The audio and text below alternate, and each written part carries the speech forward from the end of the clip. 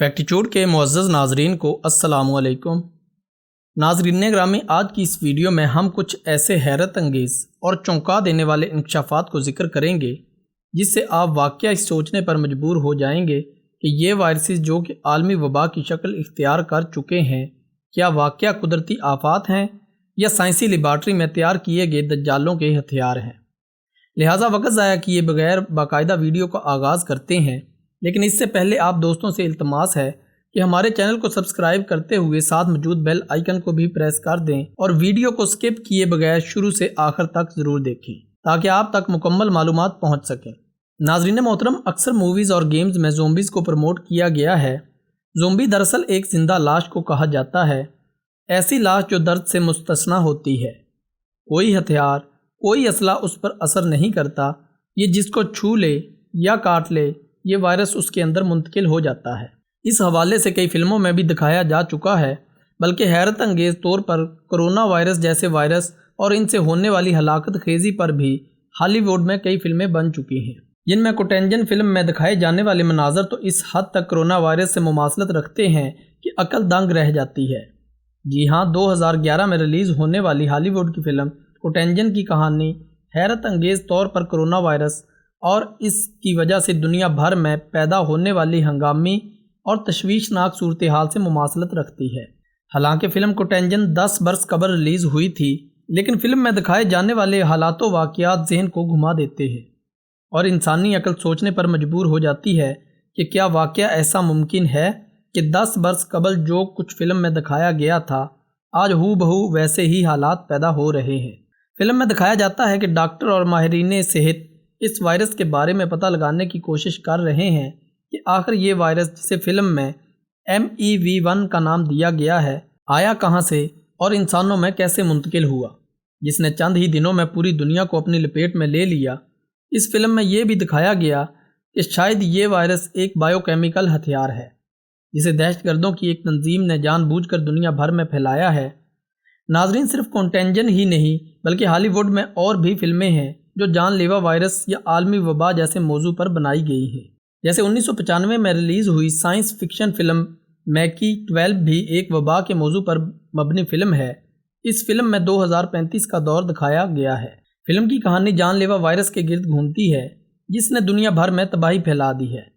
بہت سارے لوگ اس وائرس کی وجہ سے اپنی جان گنوا چکے ہیں اور جو لوگ بچ گئے ہیں وہ زندہ رہنے کے لیے زمین کے نیچے پناہ لینے پر مجبور ہیں۔ اس فلم میں ٹائم ٹریول کے ذریعے دنیا بھر میں سائنسدان یہ پتہ لگانے کی کوشش کرتے ہیں کہ آخر یہ وائرس پھیلا کیسے۔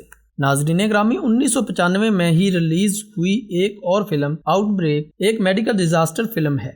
فلم میں دکھایا گیا ہے کہ افریقہ میں ایبولا وائرس جیسا متوبہ نامی وائرس پھوٹ پڑتا ہے۔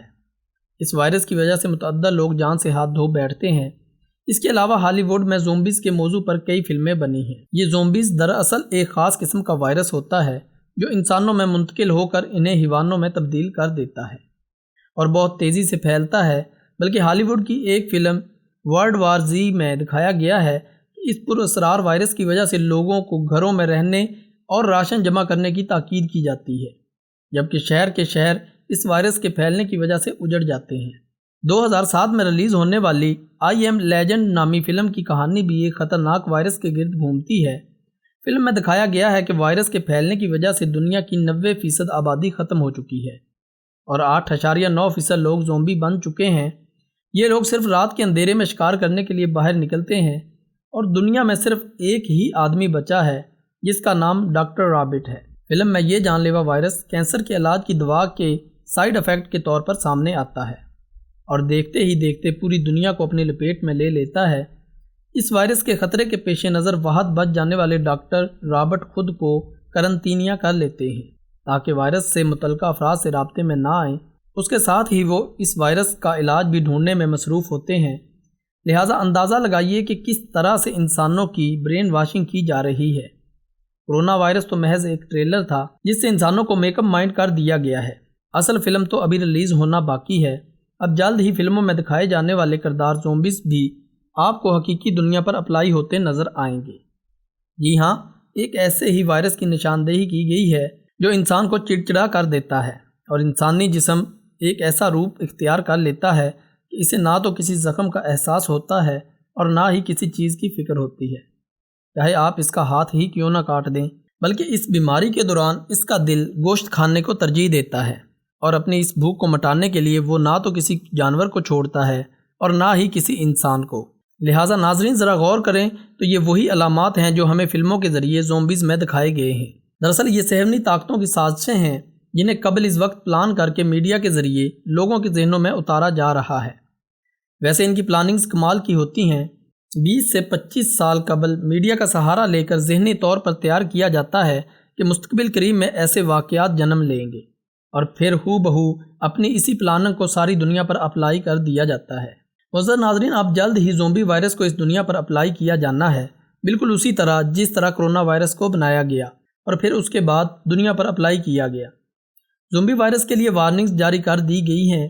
اس کو سمجھنے کے لیے ہم احادیث مبارکہ کا ذکر کرتے چلتے ہیں۔ سیدنا ابو ہریرہ رضی اللہ تعالی عنہ سے مروی ہے کہ رسول اللہ صلی اللہ علیہ وسلم نے ارشاد فرمایا کہ قیامت اس وقت تک نہیں آئے گی جب تک قبر کے پاس سے گزرنے والا یہ نہ کہے گا کہ اے کاش اس کی جگہ میں ہوتا۔ اس کا مطلب یہ ہے کہ مرنے والا اچھی حالت میں مر گیا، کاش کہ میں بھی اسی کی طرح اسی حالت میں مر جاتا۔ آج کل آپ کے سامنے ہے کہ کرونا وائرس سے مرنے والے کو نہ تو غسل دیا جاتا ہے اور نہ ہی کفن، ساری دنیا ایک جانب اور میرے نبی صلی اللہ علیہ وسلم کا فرمان ایک جانب۔ ناظرین محترم، حضرت ابو ہریرہ رضی اللہ تعالیٰ عنہ کہتے ہیں کہ رسول اللہ صلی اللہ علیہ وسلم نے فرمایا، اللہ سے پناہ مانگو جہنم کے عذاب سے، اللہ سے پناہ مانگو قبر کے عذاب سے، اور اللہ سے پناہ مانگو مسیح دجال کے فتنے سے، اور اللہ سے پناہ مانگو زندگی اور موت کے فتنے سے۔ ناظرین گرامی، امت مسلمہ جن مشکلات کا شکار ہے وہ کسی دیدہ ور سے پوشیدہ نہیں۔ ہر دن اپنے جلوہ میں نت نئے فتنے لیے جلوگر ہو رہا ہے اور ہر رات اپنے ساتھ آزمائشوں کی نئی ظلمت لیے چلی آ رہی ہے۔ جس طرح تسبیح کا دھاگا ٹوٹ جانے پر ایک کے بعد ایک دانے گرنے لگتے ہیں، اسی طرح نئے نئے فتنے ایک کے بعد ایک اس امت میں پیدا ہوتے جا رہے ہیں۔ نبی کریم حضرت محمد صلی اللہ علیہ وسلم نے آج سے 1400 برس پہلے ان حادثات اور واقعات کی نشاندہی کر دی تھی۔ ناظرین محترم، صحیح مسلم شریف میں حضرت ابو ہریرہ رضی اللہ تعالیٰ عنہ سے روایت ہے کہ نبی کریم صلی اللہ علیہ وسلم نے ارشاد فرمایا کہ جلد از جلد اعمال صالحہ اختیار کر لو، ان فتنوں کے آنے سے جو پہلے اندھیری رات کے ٹکڑوں کی طرح یکے بعد دیگرے آئیں گے۔ حال یہ ہوگا کہ آدمی اس حال میں صبح کرے گا کہ صبح ایمان والا ہوگا، اور شام اس حال میں کرے گا کہ وہ ایمان سے محروم ہو چکا ہوگا۔ دنیا کی حقیر متاع کے عوض وہ اپنا دین و ایمان بیچ ڈالے گا۔ یہ فتنے گمراہ تحریکوں کی شکل میں نمودار ہو سکتے ہیں، اور مال و دولت، اقتدار کی ہوس اور دوسری نفسیاتی خواہشات کی شکل میں بھی ان کا ظہور ہوتا رہتا ہے۔ اگر انسان کو شریعت پر استقامت کی نعمت حاصل نہ ہو تو ان فتنوں سے اپنے ایمان کو محفوظ رکھنا دشوار ہے۔ حضرت انس رضی اللہ تعالیٰ عنہ سے روایت ہے کہ رسول اللہ صلی اللہ علیہ وسلم نے ارشاد فرمایا کہ صبر اور استقامت کے ساتھ دین پر قائم رہنے والا بندہ اس آدمی کی مانند ہے جو ہاتھ میں جلتا ہوا انگارہ تھام لے۔ ان فتنوں کی احادیث مبارکہ میں مختلف صورتیں ذکر کی گئی ہیں۔ مثلا وقت جلدی جلدی گزرنے لگے گا، نیک اعمال کی کمی ہو جائے گی، دین سے ناواقفیت پھیل جائے گی اور دین کا علم اٹھ جائے گا، بخل اور پیسے کی محبت عام ہوگی، قتل و غارت گری کا دور دورہ ہوگا، خود قاتل کو معلوم نہ ہوگا کہ وہ کیوں قتل کر رہا ہے اور نہ مقتول کو پتہ ہوگا کہ اسے کیوں قتل کیا گیا ہے۔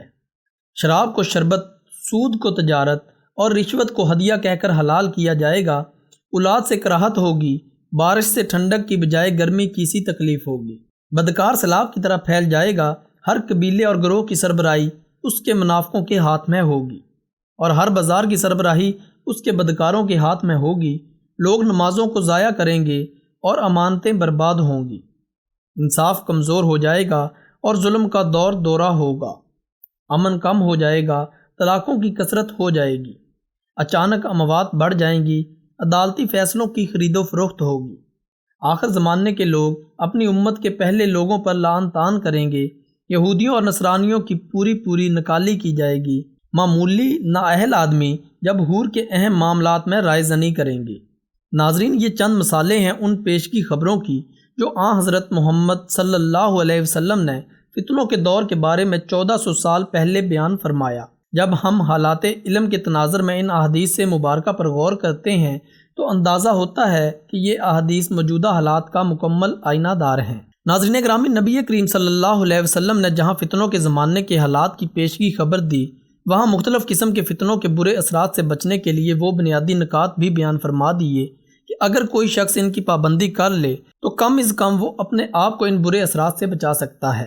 اگر ان پر عمل کرنے والوں کی تعداد رفتہ رفتہ بڑھتی جائے تو یہی ان فتنوں کا اجتماعی علاج بھی ثابت ہو سکتے ہیں۔ چنانچہ رسول اللہ صلی اللہ علیہ وسلم نے ارشاد فرمایا کہ تم اس وقت اس زمانے میں ہو کہ جو کوئی اس زمانے میں احکام الہی کے بڑے حصے پر عمل کرے لیکن صرف 10ویں حصے پر عمل ترک کر دے تو وہ ہلاک ہو جائے گا، اور بعد میں ایک زمانہ ایسا بھی آئے گا کہ جو کوئی اس زمانے میں احکام الہی کے صرف 10ویں حصے پر عمل کر لے تو وہ نجات کا مستحق ہوگا۔ اگر کبھی مسلمانوں میں باہم خانہ جنگی کا فتنہ کھڑا ہو تو ان سنگین حالات سے نابرد آزما ہونے کے لیے حضرت محمد صلی اللہ علیہ وسلم کی تعلیمات میں واضح ہدایات موجود ہیں۔ حدیث کے راوی کہتے ہیں کہ میں نے کہا، اے نبی صلی اللہ علیہ وسلم، اگر میں وہ زمانہ پاؤں تو میرے لیے آپ کا کیا حکم ہے؟ آپ صلی اللہ علیہ وسلم نے فرمایا کہ مسلمانوں کی اکثریت اور ان کے سربراہ کے ساتھ وابستہ رہنا۔ میں نے عرض کیا کہ اگر مسلمانوں کی نہ کوئی اکثریتی جماعت ہو نہ امام یعنی برعکس سربراہ تو پھر میں کیا کروں؟ آپ صلی اللہ علیہ وسلم نے فرمایا، ایسے میں ان تمام فرقوں، پارٹیوں، گروہوں سے مکمل علیحدگی اختیار کر لینا۔ جب فتنوں کا ظہور کثرت سے ہونے لگے تو ان سے بچاؤ کے لیے نبی کریم صلی اللہ علیہ وسلم کا ارشاد ہے کہ عنقریب فتنے پیدا ہوں گے۔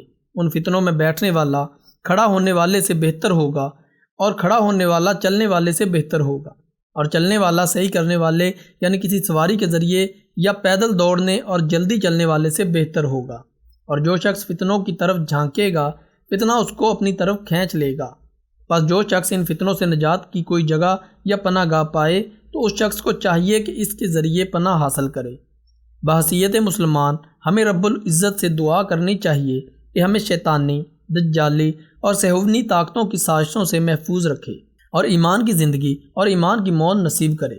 آمین ثم آمین۔ معزز ناظرین، آج کی ویڈیو میں بس اتنا ہی۔ ہمیں امید ہے کہ آج کی اس ویڈیو نے آپ کی سوچنے سمجھنے کی صلاحیت کو بدل دیا ہوگا۔ اللہ حافظ۔